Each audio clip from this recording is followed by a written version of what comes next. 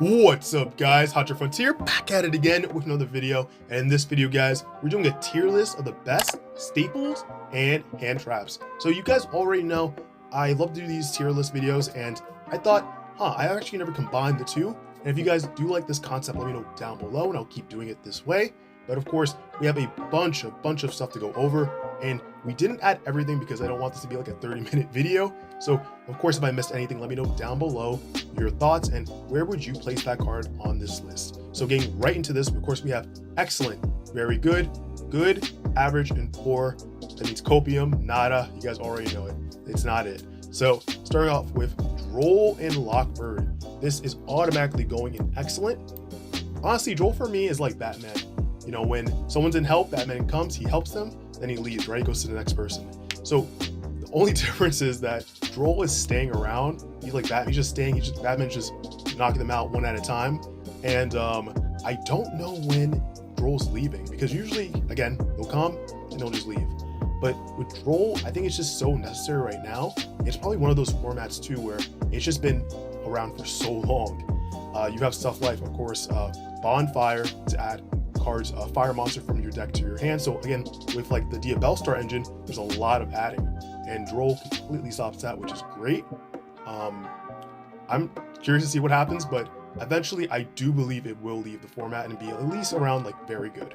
Now moving on to the next one, we have Phantasme, and I'm gonna put this at very good. We have a lot of good link support in the game, and a lot of strategies are still using link monsters a lot. Like, of course, you guys already know there is the SP Little Knight, and fire monsters are getting that link 3 in the new next core set too. So this card is definitely going to stay around.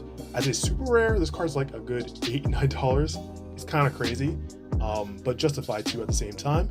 Next up, we have Harpy's Feather Duster.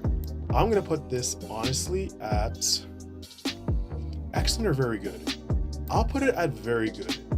Reason being is, maybe if it was a quick play spell, it'd be a little better. It's not a bad card, of course, don't get me wrong, but this is a card you definitely would see in your side deck. You wouldn't really add it into the main, unless, I mean, it is going to be Labyrinth Tier 0 format, right? So it might be a main deck add for sure.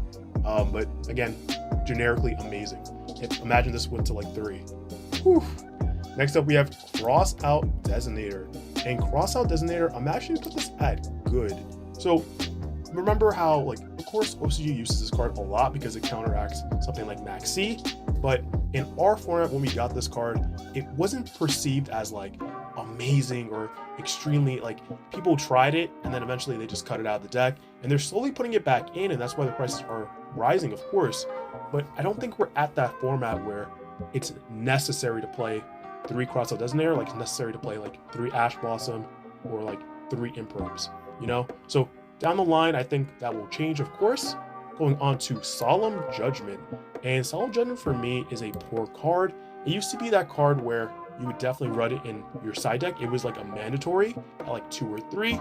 But of recent times, I think maybe around like COVID eras, like 2020, it probably died in popularity, mostly with like a deck like Eldritch. And there's just so much, like so many cards you can play in the side deck. It's just not included anymore. Now we have Triple Tactic Talent, and this card is really good. It does so much. You can draw 2, you can take your opponent's monster, you of course can go ahead and look into your opponent's hand and rip something out of their hand. So it has a lot of utilities that way.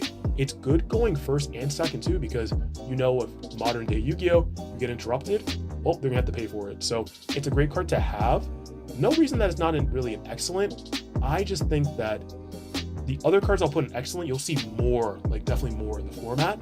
Going on to Ghost Ogre, and yeah, I can't forget, I don't remember the last part, but Ghost Ogre, we're just gonna say Ghost Ogre. And Haunted, no, that's not it. I'll put this honestly at good. So this card is amazing against, you know, field spells, because the moment they activate that, you can just activate Ghost Ogre and just negate that and get that out of the field. And just cards, again, that generally don't proc immediately when they get like summoned on the field. So it's a great like general use card. I think right now it's too specific for it to be like an excellent or even very good. Remember, this is all my opinion. Let me know down below what you guys think, of course. Going on to Super Poly. Super Poly is a really good card. especially since we keep getting better targeting, fusion targets in the extra deck to use, and it always, for the most part, catches our opponent off guard, and it's great to see. If you can play it, it's definitely a good card to have, probably mostly in the side deck, but if you can main it, 100% main it. Now we have Ash Blossom, and I don't have to say much. Ash is always a 3-up in the main deck, of course. Yeah, that's pretty much it. I mean, it's Ash. Come on, guys. Now we have Ghost Reaper, and why am I forgetting these Ghost Sisters? That's crazy. But I'll put this at average. I don't want to say poor because, I mean, it is seeing some play, but at the same time, decks nowadays are really, really diverse, especially the extra deck. Like, you could play this against something like Little Knight, and that would help out. But like, what if your opponent doesn't have Little Knight because they couldn't afford it or something like that? Then it's like, okay, you get to look at their extra deck, but I mean, at the end of the day, it's like, okay. We will get to a format where this is useful again, because I know currently the ultis are around like 13, 14 bucks. So I would definitely grab your playsets, by the way, before it's too late. That's just a little market talk right there. Going on to the next one, we have Change of Heart. Change of Heart is probably average. It's not poor. I would say average because, again, it's more like turn 2 dependent, unless, you know, they're playing like Gamma on your turn and you're like, all right, I'm going to take your Gamma, I guess. Pretty much everything that triple tactic talent is, I feel like the kind of remnants of it are lower than that. Now we have Cosmic Cyclone, and Cosmic Cyclone is a very good card right now, especially against something like Centurion, and of course, you know, something like Tier Limit, where of course you can just get rid of that Perolino and the stand-up Centurion. So it's good in that way, and it's amazing in Centurion because, again, they react with the field spell too. So it's a very good trade-off to, you know, pay at 1,000 and banish that card off the field. Now we have the Bestial stuff, all the Bestial stuff pretty much. And again, I would say that they're still very good in the format. You know, we're very heavily dependent on like dark and light stuff, other than, of course, something like Rescue Ace and Fire Kings, of course, and the Bellstar engine. So those are fire, but other than that, like, these are, the Bestials aren't really, they haven't left the format. They're not, you know, not relevant pretty much, is what I'm trying to say. We have DD Crow next, and DD Crow is always great to get rid of something, like one card in your opponent's grave, or even yours. I mean, it's counterintuitive, but if that's what you need at the current time, it's just a really, really good card. And I mean, worst case, you can always go into like Link Revo or something if that's what you need, right? But yeah, I do like this card, and it's never been not relevant. Like, you'd probably play this with something like Ghost Spell, and it'd just be like amazing. So next up, we do have Forbidden Drip, and Cashtira has been, you know, pretty much dead for a long time, or weakened. I'll say weakened. So I would actually put Forbidden Droplet. I can't say it's good. No, it's definitely a very good card to have. I mean, for what the card does and the ability for you to actually send something to grave that you might need for your strategy, it's excellent for like any deck that can really utilize it. Now, next up we have Skill Drain, and Skill Drain, I'm gonna say for now it's good. This is another card too, similar to Judgment, where it's sort of like the game, but it is like an insane floodgate, and it's gonna be seeing more play now because we have stuff like Goes in Match, there can only be one, and Rivalry of the Warlords like leaving the format because they're at 1, and you could technically still play it, but it's not, you know, it's definitely not as consistent as it used to be. So Skill Draining is definitely taking up their spots, and we'll see how that goes. Now we have the Ghost Mourner and Moonlit Chill. Okay, all right, we said it. And this is basically just, you know, infinite permanence in monster form, and it does punish your opponent if, I believe, if they don't activate the card, they will. I'll put it up on the screen for you guys to see, but if they don't activate the card that you target, they take damage, or I believe it's if they do activate the card, it does damage them. So great in time too. It's like the perfect balance for a Ghost Sister monster, and I really do like it. I am wondering if it's going to see more play this format for sure. Next up we have Skullmeister, and I would actually put Skullmeister at good. It isn't a bad card. It's just very specific to it. It's different like wording when it comes to like Ghost Spell and of course DD Crow. and it's a little tricky, but it is still a very excellent like negation engrave. So next up we have is Chaos Hunter, and I'm actually gonna put this at good. I think this card actually gets better later on, and the reason I do say this is because, you know, we have a deck like Horus Orcus, and it's being a lot of like popularity recently. So the fact that it did win a regional, which is great for the deck, but at the same time, Chaos Hunter is even better now because it can stop things like that from happening. So I'm going to put it for good now. I think it has a huge potential of being very good later on. Now we have Enemy Controller, and I'll put Enemy Controller at good. It's always a great way to go ahead and dodge a negation, but also take something your opponent controls, or even get rid of something. So it's perfect in all regards. Even if you get it turn one, you can set it, try to figure your opponent out, and at least put them on the edge of like, okay, what is that? What is that? Like, what's going on? Now we have, of course, we have Lancia. I'm just gonna say Lancia. I'll put Lancia at, honestly, yeah, I'd put it equal to like Chaos Hunter, because of course, you know, banishing something too is still powerful, and these two cards really do, in a way, balance out the Bestials too, because they want to banish stuff. These cards say no banishing. Now we have There Can Only Be One, and I'm actually gonna put this at average only because it is at 1, and that really does mess with the floodgates currently in Yu-Gi-Oh! Now we have the Token Collector, and Token Collector, I mean, it really depends, right? Like who's playing like the Adventure Engine, and there are people that are playing it, but it may not be enough for me. I think I'm gonna have to put it at poor, and we'll see later on in the format what happens, but it is good, and I feel like, you know, there are a lot of decks that actually can't combo off of it, like something like Dinos, which, you know, I'm really excited to be showing you guys a deck profile very soon about it, but for now, definitely stays at poor.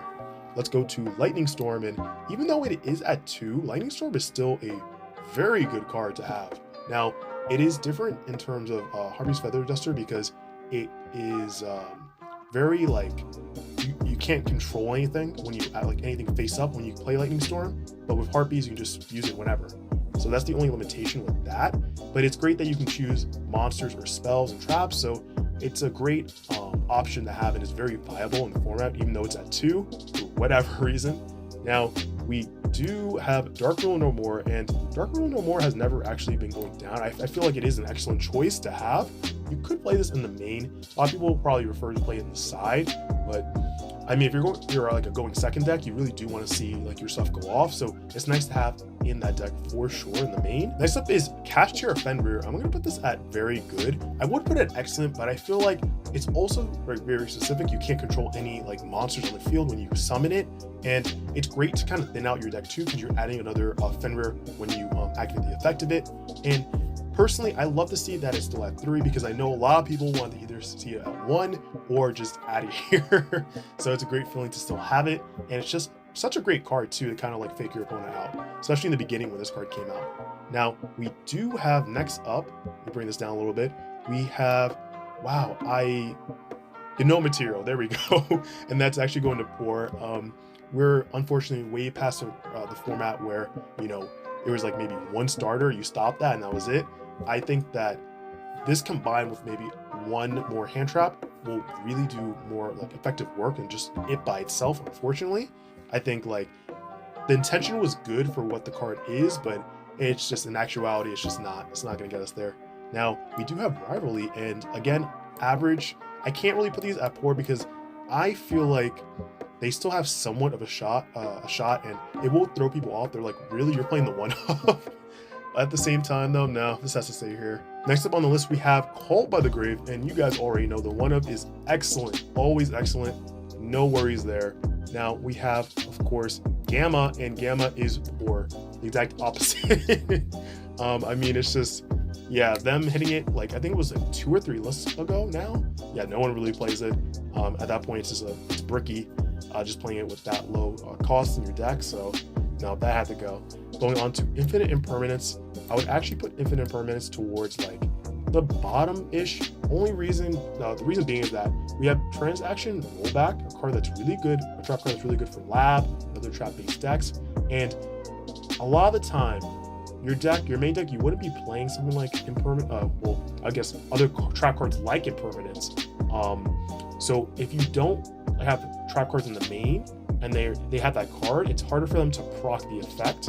Now, Infinite Impermanence is still going to be used, of course, but there are those situations where their card will proc because you have something like Impermanence engraved. So that is something to also keep in mind as you continue, deck building and deciding like what to use against like Lab and how that all works. Going on to D-Shifter. D-Shifter is very good. It's not excellent. The only reason being is that not like every strategy can play this successfully and not hurt itself. But for what it does, it's beyond excellent. It's perfect, okay? Next up we have D-Barrier. And D-Barrier, I would actually say, I'll put it very good. I would definitely put D-Barrier at very good until it gets banned, right? Pretty much. If it was a spell, it definitely would be excellent. Could you imagine? Or a quick play spell? Wow. Konami, you're listening? Now we have Surius, I believe. It's the ritual monster. It's pretty much an impermanence in hand. I would actually put this below Ghost Mourner. I just feel Ghost Mourner is a little better than it. I mean, it's nice to see as many monster negates as we possibly can, but the fact that you can also burn your opponent with Mourner, that's why, in my mind, I feel like it's a little bit better. Now we have Evenly Matched, and Evenly Matched has never let us down, right? Wonderies can main this in the main. Let's go. So Evenly stays there, of course. Now, Upstart Goblin. It's interesting, right? Because in a Droll and Lockbird format, it is very good. So, I would actually put this at good for now. I think a lot more has to be done to see if Upstart is going to stay or not, because that 1,000, that is a lot. That's 1/8 of like your starting life points, and that is bad in time too. Like if you draw this in time, like almost in time, you probably wouldn't use it because you don't want to risk like losing by like that much. So it's a little controversial, but really curious. What do you guys think? Let me know down below. Now we have Lava Golem, and of course I didn't include other cards like Spear Mode, but Lava Golem as a side deck card is very good. It's perfect the fact that you can burn your opponent with this as well. Most of the time you're just trying to get rid of their floodgates, or of course their negates, their omni negates, and then just kind of go over it. But it is nice if you're stalling for time and you're able to keep this on their field. It's a good time. I'm terrible, guys. I'm terrible. But we have Mind Control here next, and I'm actually going to put this the same place I put Change of Heart for the same reasons that TTT is a much better card. It can do everything, but it doesn't mean it's a bad card. Now, we do have XYZ Encore, and that's definitely an excellent card. We have a lot of XYZ monsters in the format. We have Photon Lord, we have the Anti-Zeus, we have a lot. And the new Buzz King monster from Maze of MILLENIA 2. So it's great the fact that you can take everything off the monster, return it to the extra deck, and pretty much it says your opponent cannot respond. That is the best effect in Yu-Gi-Oh! In my opinion. Any card that has it is broken. Now, we do have Goes to Match, and same thing, guys, goes to average for the same reasons. We have the Daruma Cannon, Destruction Cannon, and it's definitely a really good card, especially combined with TTT, Triple Tactic Thrust. Now we have Nibiru, the Primal Being, and Nibiru is still that hand trap. A lot of comboing. If your opponent does not respect the 5 summons, they are getting punished. Dwayne The Rock Johnson. Next up is Effect Veiler, and for what Effect Veiler does, it is still a very good hand trap. You would think that the limitation of only being used during your opponent's main phase would stop a lot of things, or a lot of people using it, but honestly, it still makes it a very, very good hand trap to have. Now, we actually have the Ghost Bell, okay? I'm gonna put this the same place I put DD Crow, because especially this current format, a lot of things are gonna be going on with the Grave, and it's great to have a card like Ghost Bell to stop them and counter it. Now, finally, guys, the last card on the list is, drum roll, please, TTT. So TTT pretty much goes at excellent. Now, if you're like a budget player, do you need TTT? No, you don't need it, but if you can have access to it, it's definitely worth it. for sure. And the reprint is very nice, and it is slightly affordable. So it's great if you can at least have one copy or even two. You don't have to get three if you don't want to get three, but remember, if you're playing 3 copies of something, like I'm playing 3 imperms in the deck, 1 more TTT, playing 4, playing 5, with, of course 2, and then 3 copies, you're playing 6 copies. That's insane in any deck, and it helps with consistency as well. So imagine if, of course, the Bellstar, they're playing 3 TTTs, they're playing 6 bonfires, which they don't need, but it's an option, right? It's an option. So guys, looks like we're done with the Handtrap Staples tier list for this month. So if you guys enjoyed the video, please let me know down below. I love all your feedback. Of course, I'll answer you guys when I get a chance. But if you guys are, you like the content, you like the video, be sure to give it a huge like. Comment down below your thoughts on this entire list. And guys, if you're not subscribed to the channel, what are you doing? Go ahead and hit that subscribe button, turn on the notification bell so you're updated the moment I upload new videos. But guys, that's it for me. Hope you have a great rest of your day or night, and I'll catch you in the next video. Peace.